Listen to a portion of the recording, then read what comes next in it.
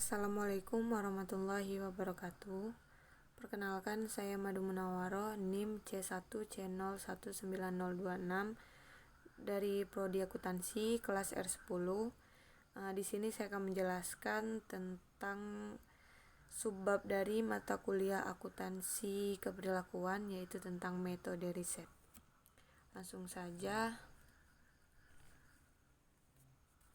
Pengertian riset. Riset adalah pengamatan terhadap fakta, identifikasi atas masalah, dan usaha untuk menjawab masalah dengan menggunakan pengetahuan merupakan esensi dari kegiatan riset.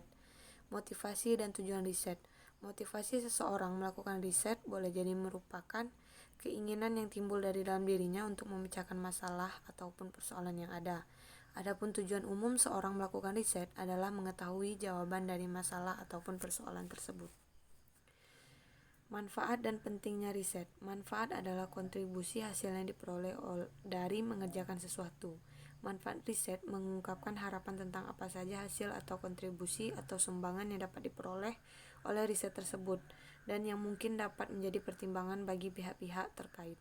Dalam riset akuntansi keberlakuan, beberapa manfaat dan pentingnya riset mengenai hal tersebut. Yang pertama, memberikan gambaran terkini, state of the art terhadap minat khusus dalam bidang baru yang ingin diperkenalkan. Yang kedua, membantu mengidentifikasikan kesenjangan riset.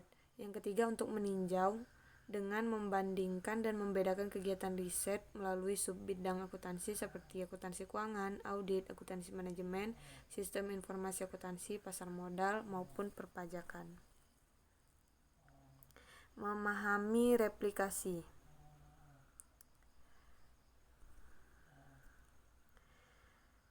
Replikasi merupakan gabungan dari kata duplikasi dan repetisi. Replikasi adalah pengulangan suatu studi atau riset yang dilakukan secara sengaja. Yang pertama, menguji temuan umum riset. Yang kedua, menguji validitas temuan riset dengan populasi berbeda. Yang ketiga, menguji kecenderungan atau perubahan waktu. Yang keempat, menguji temuan-temuan penting menggunakan metodologi yang berbeda. Selanjutnya, pemilihan data atau sampel riset. Pertama, populasi. Yang kedua, sampel riset. Yang ketiga, teknik penarikan sampel. Selanjutnya, sumber dan metode pengumpulan data.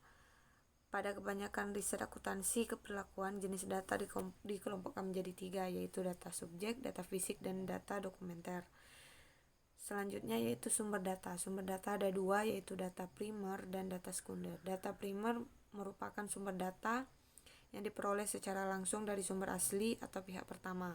Kebanyakan riset akuntansi keberlakuan, data primer merupakan sumber data yang paling banyak digunakan karena sumber data ini merupakan hasil observasi dari suatu benda atau fisik, kejadian atau kegiatan, maupun hasil pengujian. Adapun manfaat utama dari data primer adalah unsur-unsur kebohongan tertutup terhadap sumber fenomena.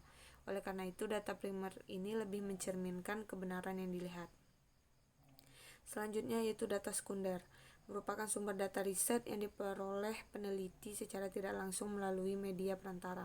Data sekunder pada umumnya berupa bukti, catatan, ataupun laporan historis yang telah tersusun dalam arsip, baik yang dipublikasikan maupun yang tidak dipublikasikan. Selanjutnya, validitas dan keandalan. Validitas ada 4 jenis. Yang pertama, validitas isi atau content validity. Yang kedua, validitas predicate atau predictive validity, validity concurrent, validity konstruksi. Selanjutnya tentang keandalan. Keandalan merupakan suatu instrumen alat ukur yang andal akan menghasilkan alat ukur yang stabil di setiap waktu. Aspek nilai lain keandalan adalah akurasi dan instrumen pengukuran. Metode pengumpulan data, yaitu survei dan observasi.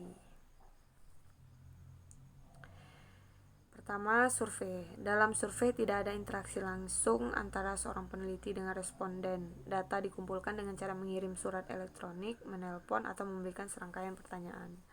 Selanjutnya, observasi. Observasi merupakan proses pencatatan pola, perilaku manusia, sesuatu hal atau kejadian yang sistematis tanpa ada pertanyaan maupun komunikasi yang individu-individu yang diteliti. Selanjutnya, memilih responden. Langkah pertama dalam memilih responden adalah menentukan populasi. Setelah itu, peneliti menentukan suatu sensus atau sampel. Sensus adalah kegiatan untuk mencari seluruh informasi yang dikumpulkan dari setiap elemen dalam populasi. Sampel merupakan kumpul informasi dan bagian dari populasi. Suatu sensus akan tepat ketika pertama, populasinya kecil dan biaya pengumpulan data tidak melebihi biaya pengambilan sampel secara signifikan. Yang kedua, penting untuk mengetahui setiap unsur dalam populasi. Yang ketiga, risiko dalam perbaikan secara keseluruhan sangat besar. Sampling probabilitas dan non-probabilitas. Ada dua jenis desain sampling, yaitu sampling probabilitas dan sampling non-probabilitas.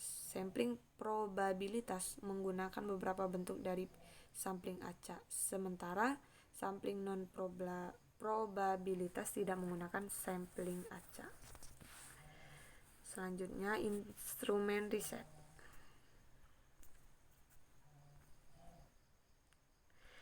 Pengembangan kuesioner atau pencarian instrumen merupakan langkah lain yang penting dalam proses riset.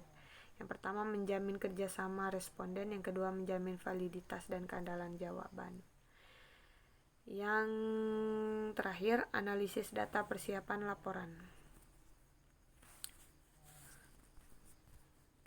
Analisis data setelah penelitian mengumpulkan semua data yang diperlukan dalam riset. Peneliti biasanya melakukan beberapa tahap persiapan data untuk memudahkan proses analisis data. Sebagai tahap akhir dari suatu riset adalah penyusunan laporan riset. Laporan riset secara umum berisi tentang hal-hal yang terkait dengan apa saja yang dilakukan oleh penelitian, sejak tahap persiapan riset hingga interpretasi dan menyimpulkan hasil analisis. Belum ada bentuk baku dari suatu laporan riset. Bentuk atau format laporan riset sangatlah dipengaruhi oleh keinginan si peneliti, hal-hal yang perlu dilaporkan, serta permintaan dari para sponsor riset. Terima kasih, mungkin itulah presentasi dari saya tentang metode riset. Jika ada kesalahan saya mohon maaf. Saya akhiri dengan wabillahi taufiq wal hidayah. Wassalamualaikum warahmatullahi wabarakatuh.